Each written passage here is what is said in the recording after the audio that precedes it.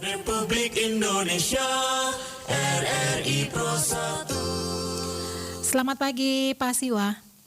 Selamat pagi Bu Christine. Iya, Selamat salam. pagi Bapak Sinus Petrus Manu. Oke, baik. Selamat pagi Bapak Ono Prianus Tarung, Ketua Pemuda Pancasila. Oke. Salam Pancasila. Salam Pancasila Pak Siwa ya. Oke, ini dua narasumber kita ini sudah hadir tadi ya, dan saat ini kami bersama Pak Siwa ya sebagai Kepala BP2MI Nusa Tenggara Timur. Baik Pak Siwa, banyak stigma di masyarakat ya yang muncul terkait dengan PMI yang bekerja di luar negeri ya. Berdasarkan informasi yang kami peroleh, ada beberapa program khusus yang diterapkan oleh BP2MI NTT ya untuk bisa mengikis ya stigma dari PMI untuk bisa bekerja di luar negeri. Ini boleh tahu Pak Siwa, ini apa sebenarnya yang menjadi program yang diterapkan oleh BP2MI NTT saat ini? Baik, terima kasih. Mungkin sebelum masuk ke situ mungkin saya menjelaskan dulu baru saya masuk ke program. Ya, baik, silakan Pak. Pertama, bahwasanya para pekerja migran Indonesia asal Provinsi Nusa Tenggara Timur itu sebenarnya ada di belasan negara, 16 sampai 18 negara. Walaupun kita tahu bahwa prosesnya rutin itu ke Malaysia, Singapura, Brunei dan kurang lebih ada 4 negara, tetapi sebarannya sampai 16 sampai 18 negara karena mereka ini sebelumnya itu perginya secara non prosedural, kemudian pula dengan kesadaran sendiri masuk dalam proses re-entry sehingga mereka terdata semua. Nah, yang jadi menarik dan yang selalu menjadi stigma adalah mereka-mereka yang bekerja di negara-negara tertentu, seperti di Malaysia. Nah, kita mungkin mengidentifikasi stigma itu, tapi kita perlu mengetahui juga bahwa sebenarnya pekerjaan yang sama dilakukan misalnya kelapa sawit di Indonesia, Malaysia itu kan sama misalnya, tetapi dari ruang, dari kebijakan, ya, dari cara keberangkatannya, dari aturan dan suasana itu berbeda. Demikian pula dengan para pekerja migran kita, jabatan perawat. Ini sama-sama perawat, tentu suasana dan itu beda. Nah, yang kita selama ini kita merasakan stigma yang diberikan kepada PMI adalah mereka itu orang yang berpendidikan rendah. Padahal ini kan ada teman-teman kita kan ada nurse R1 skill yang berangkat. Ada juga pekerja kasar, membantu rumah tangga dan sering bermasalah, dan itu yang dominasi sekarang itu yang sering bermasalah itu yang jadi stigma buruk itu situ. Sehingga sesungguhnya yang membuat stigma ini adalah skema penempatan atau pola migrasinya itu yang topik utama yang sehingga menjadi sumber masalah sehingga membuat opini atau stigma yang melekat dengan migran kita itu tanpa bulu, entah mau negara mana saja dengan jabatan apa saja. Baik, ini bisa dijelaskan Pak Siwa ya, skema yang Anda maksudkan ini seperti apa? Ya, jadi kalau dari skema penempatan sebenarnya itu kan ada 5 skema penempatan. Tapi mungkin saya awal dulu supaya tersusun, supaya informasinya bagus. Saya nanti akan sampai ke situ, Bu. Ya, silakan. Jadi bagaimana kami menyikapi dulu terkait dengan stigma ini. Maka secara nasional tentu ada lewat kebijakan. Kita tahu bahwa berdasarkan Undang-Undang 18 tahun 2017 yang mengganti Undang-Undang 39, kata tenaga kerja Indonesia itu sendiri dirubah menjadi pekerja migran Indonesia. Ini salah satu cara bagaimana itu jangan TKI dulu itu menjadi PMI dan paradigmanya baru PMI seperti apa nanti saya sampaikan. Yang kedua, dari tingkat operasionalnya itu seperti untuk penghargaan penghormatan yang terhadap para pekerja migran itu dengan stigmanya yang begitu melekat mereka, maka adanya jalur-jalur khusus di bandara, walaupun mungkin baru beberapa bandara, tapi itu merupakan penghargaan. Kenapa harus diplomat dan segala macam itu yang punya jalur-jalur khusus itu, pekerja migran kita tidak. Maka sebagai penghormatan ada kebijakan kepala badan kita dukung dan pemerintah RI bahwa mereka harus memberikan jalur khusus. Yang kedua, ini long juga diadakan, termasuk kami di Kupang juga sudah ada long di bandara untuk PMI.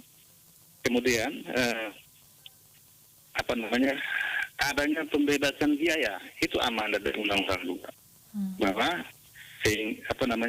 pekerja migran tidak bisa tidak dibebankan, tetapi diatur lebih lanjut sehingga saat ini ada 10 jenis jabatan. Bukan saja itu, supaya stigma ini perhatian negara terhadap mereka ini, maka ada lagi kebijakan namanya KTA, kredit tanpa anggunan. Itu bisa diberikan saja, itu kerjasama BP2MI dengan Bank BNI. Itu mereka berangkat yang sekarang nanti kan karena tangkulak, karena mau berangkat secepat, kemudian ada jual barang dan sawah, sapi segala macam, maka ada kebijakan ini untuk kredit tanpa anggunan. Bukan saja itu, tapi juga ada KUR PMI pekerja migran Indonesia KUR pekerja migran Indonesia yang baru dicanangkan, di launching juga bagi pekerja migran Indonesia dalam arti untuk pembiayaan penempatan, jadi tidak lagi jual barang dan seterusnya. Kemudian ada bersama dengan daerah. Kita sampai saat ini sudah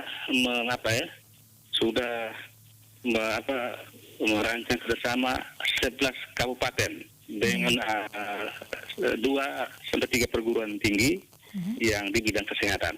Nah, kemudian selanjutnya juga mendorong penempatan tenaga kerja yang skill, Korea, Jepang, dan Jerman. Nah, inilah yang saya mau masuk. Bagaimana bermigrasi yang benar. Jadi sesungguhnya negara ini sudah mengatur cara bermigrasi sudah lengkap. Sekarang tinggal bagaimana para pencari kerja kita itu yang menggunakan skema penempatan ini sesuai dengan kemampuan dan juga klasifikasi jabatan. Ya, yang pertama oleh negara dengan negara, government to government. Nah, inilah mungkin yang perlu kami lakukan saat ini, government to government. Jadi sebenarnya pemerintah dan pemerintah itu artinya pemerintah Indonesia sendiri yang diwakili oleh BP2MI itu langsung mengirim ke pemerintah negara tujuan penempatan, langsung memfasilitasi mereka ke sana. Nah, saat ini sudah berjalan Korea Selatan, Jepang, dan Jerman. Hanya Korea Selatan kita belum pernah pekerja kita dari NTT yang memenuhi syarat itu.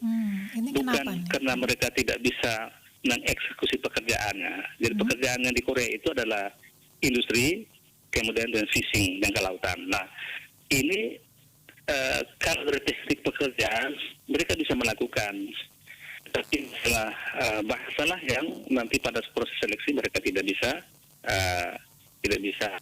lolos, tidak bisa lulus. Kenapa? Program namanya G2G Korea Selatan itu mereka dari beberapa tahapan itu, tahap pertama mereka menerima orang atau PMI kita sudah bisa berbahasa Korea. Nah, itulah banyak yang gugur sehingga tidak, dan bahkan ada yang tidak berani. Oke, ini jadi masalahnya adalah kendalanya di bahasa ya, seperti itu ya, bahasa, Pak ya. Kalau untuk mengisi jabat skill itu kebanyakan itu. Yang kedua, jadi ini kita masih skema pertama. Jepang juga menjadi G2G kita. Jadi kalau Korea tadi itu dengan HRD Korea, itu wakil dari Korea. ke Jepang itu JIKWAS, Indonesia tetap oleh BPDMI. Ini pun sama, sudah beberapa tahun dibuka. Itu para pekerja migran asal NTT itu memang ada yang ada kerja di sana, tapi mereka prosesnya di tempat lain. Memang ada sekarang ada yang berhasil di sana hanya mereka prosesnya di tempat lain karena mereka kan mungkin khususnya di luar NTT kan bahasa Jepang lagi. So. Nah inilah yang jadi masalah sehingga sama saja di Jepang ini adalah perawat dan juga perawat jompo. Dibutuhkan mereka itu dan nurse. Nah, saat ini untuk penempatan tahun 2023 itu sudah dibuka sampai saat ini, sampai Juni masih dibuka untuk ke Jepang, dengan 2 jabatan itu. Nah, syaratnya adalah nurse dan juga sekarang dipermudah lagi yang untuk caregiver itu bagi yang pendidikan non kesehatan pun boleh. Tetapi yang penting punya sertifikat caregiver itu untuk jabatan caregiver. Sedangkan kalau kesehatan perawat tetap nurse. Nah, posisi kita memang belum ada proses dari sini, tapi ada anak-anak kita yang sudah mengikuti ini dari tempat lain. Nah, kemudian yang ketiga dari program Bridge ini adalah yang sedang, termasuk kemarin kami sudah memverifikasi dokumennya adalah Jerman. Jerman ini perawat. Tahun 2023 untuk penempatan 2023 itu diprosesnya mulai sekarang. Oke. Nah, penempatan tahun 2022 prosesnya pada tahun 2021. Nah, untuk Jerman ini itu baru angkatan pertama atau batch 1 itu pada tahun 2021. Apakah ada anak-anak Nusa Tenggara Timur yang mengisinya? Ada. Secara nasional tahun lalu mereka semua berjumlah 14 orang. Yang daftar dan verifikasi dokumen langsung di NTT ada 4 orang. Dan dari proses berjalan mereka tetap bertahan. Nah, Jerman ini beda dengan 2 lain negara lainnya. Jerman itu tahapannya adalah mereka tetap mendaftarkan diri di website BPDMI seperti biasa. Kemudian tahap berikutnya adalah verifikasi dokumen yang kami lakukan kemarin. Nanti tahap berikutnya akan dilakukan wawancara langsung dari Dinas Tenaga Kerja Jerman kepada anak-anak ini. Tentu kami harus menyiapkan sarananya sehingga mereka bisa berwawancara. Oke, ini Pak terkait dengan wawancara ini apakah langsung menggunakan bahasa Jerman seperti itu? Inilah menariknya Jerman. Jadi pada saat wawancara mereka bisa menggunakan Jerman kalau mereka bisa, mereka bisa menggunakan bahasa Inggris kalau bisa, tetapi sebagian besar atau seluruhnya bisa menggunakan bahasa Indonesia. Ada second language-nya begitu ya? Iya. Nanti pada tahap berikutnya, kalau wawancara ini mereka dinyatakan lulus, maka mereka akan dilatih bahasa Jerman oleh lembaga-lembaga tersendiri. Jadi mereka itu akan 6 bulan yang dilatih. Jadi 4 orang tahun 2021 itu baru tanggal 16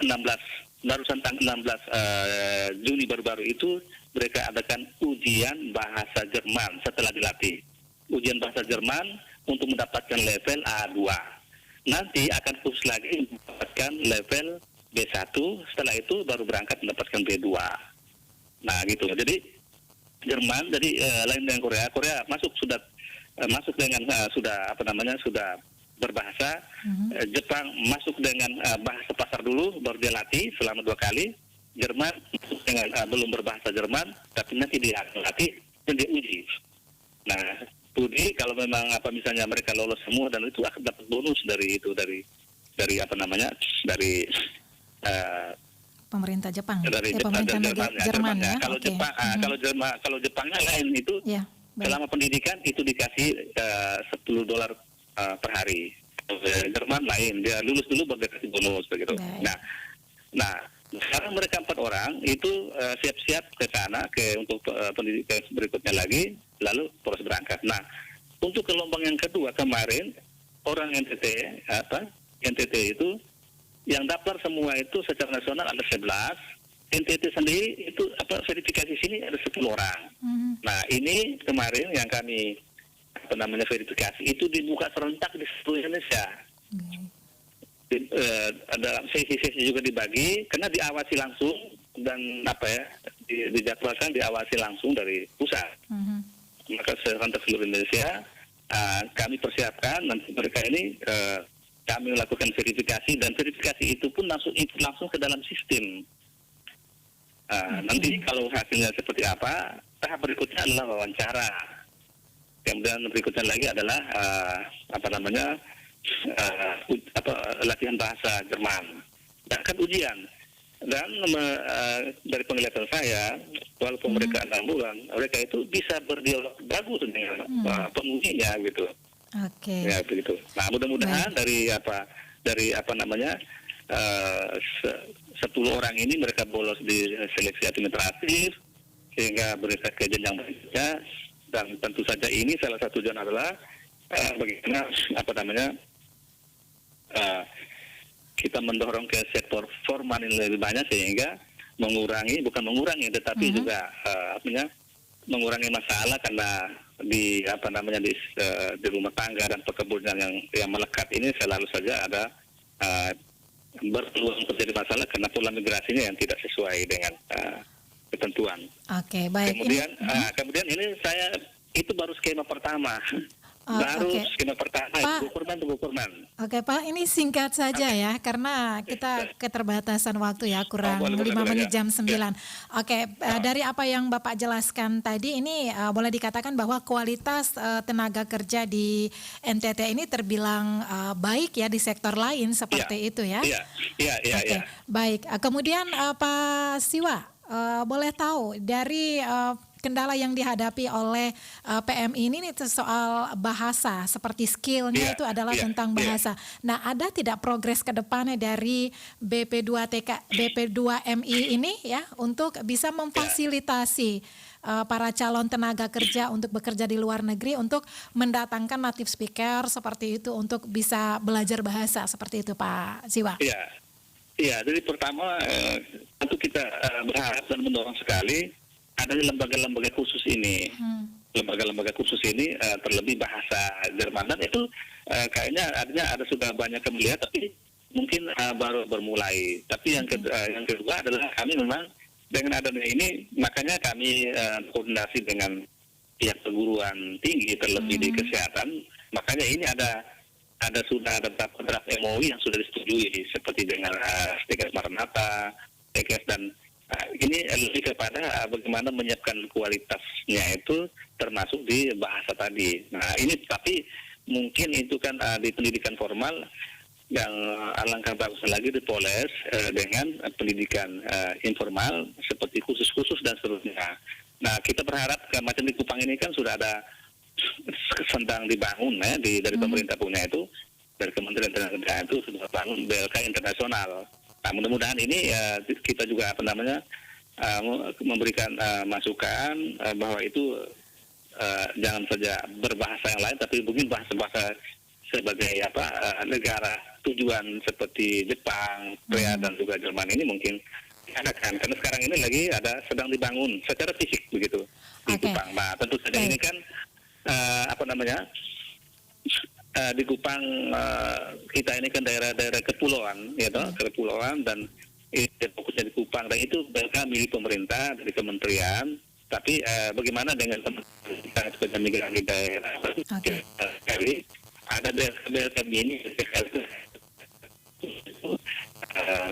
karena supaya melakukan kegiatan, sehingga kami sudah ber-MOU dengan beberapa daerah itu salah satu poinnya di situ, lebih kepada pelatihan itu. Jadi MOU atau kerjasama ada semacam komitmen bersama, sama-sama mendapatkan mandat komitmen bersama untuk memberikan perlindungan dengan cara-cara seperti menyiapkan kualitas seperti itu. Oke, baik Pak Siwa, ini singkat saja yang terakhir ya, supaya tidak dikatakan pilih kasih nih ya Pak ya. Oke, boleh apa yang menjadi harapan ya dari Bapak ya, tidak saja beberapa tenaga PMI yang mau dipekerjakan ke luar negeri yang mempunyai skill ya mungkin dari universitas seperti itu. Nah, bagaimana dengan masyarakat-masyarakat biasa nih Pak? Mungkin ada apa yang menjadi tujuan utama untuk bisa memperbaiki stigma buruk terhadap PMI yang akan bekerja di luar negeri nih Pak? Singkat saja Pak. Baik. Sebenarnya lebih kepada pola migrasi tadi, pola migrasi. Sepanjang mengikuti pola migrasi yang 5 skema yang saya tidak sempatan hanya satu saja, itu berarti tidak membawa masalah karena semua skema yang diatur itu semua sudah mengandung perlindungan. Jika sudah mengikuti itu, maka mereka sudah masuk dalam perlindungan. Kalau mereka dalam perlindungan, maka skema itu tidak stigma itu tidak lagi melekat pada mereka. Malah yang jadi stigma adalah duta wisata, duta keluarga, pahlawan keluarga, duta bersama. Kalau sudah mengikuti itu, jadi tidak memandang bulu semua skema, ada 5 skema itu semua untuk siapa saja. Oke, baik, siap. Untuk siapa saja warga negara Indonesia. Tadi kebetulan saya khusus menjelaskan skema yang pertama itu G2G. Ada G2P, ada P2P, ada Mandiri dan UKPS.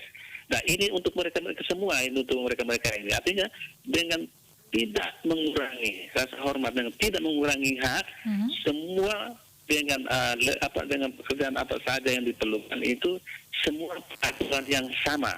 Baik. Makanya diatur skema-skema ini dari awal saya sudah katakan bahwa dapat menggunakan skema ini sesuai kemampuan dan klasifikasi jabatan yang diperlukan. Kalau di perkebunan membutuhkan itu pilihlah misalnya skema P2P atau Mandiri, dan itu sudah siapkan menu lengkap yang disiapkan, tinggal memilih saja dan ikut saja. Karena sekarang ini banyak juga di media sosial itu umumkan pekerjaan sehingga mereka tertipu dan seterusnya. Padahal ada skema-skema yang diatur oleh negara yang resmi. Dan banyak sekarang ini korban kami juga pun sering ada pemulangan itu datang tanya dapat dari media sosial. Tapi kita gagalkan juga dapat dari media sosial. Nah, ini yang yang jadi masalah. Terkait dengan bagaimana teman-teman yang lain mungkin perlakuan yang sama, maka skema yang diatur juga sama. Apa-apa yang saya jelaskan lagi, KTA, KUR, LONG, semua untuk diberlakukan untuk PMI, calon PMI semua ya. Untuk pekerja negara Indonesia. Baik itu pekerja di sektor kesehatan, rumah tangga, di perkebunan, semua sama. Jadi terlebih yang macam di perkebunan, yang berangkat dengan kekurangan, tentu saja dia bisa pinjam tanpa harus jual sawahnya, sapinya, seterusnya itu disiapkan. Semua para pekerja negara Indonesia yang tidak lain adalah warga negara Indonesia yang memenuhi syarat untuk bekerja ke luar negeri. Oke, baik. Terima kasih Pak Siwa untuk penjelasannya ya di pagi hari ini. Dan nanti ya kita berbicara khusus ya tentang 5 skema ini ya di siaran lanjutan ya Pak Siwa ya. Siap. Oke, baik. Terima kasih Pak Siwa. Selamat kembali beraktivitas. Terima kasih. Selamat pagi. Terima kasih semua Ibu Christine dan jajaran RRI dan para pendengar semua tentunya. Sehat selalu. Salam Pancasila kembali saya. Salam Pancasila. Radio Republik Indonesia RRI Pro 1. Pendengar RRI dimanapun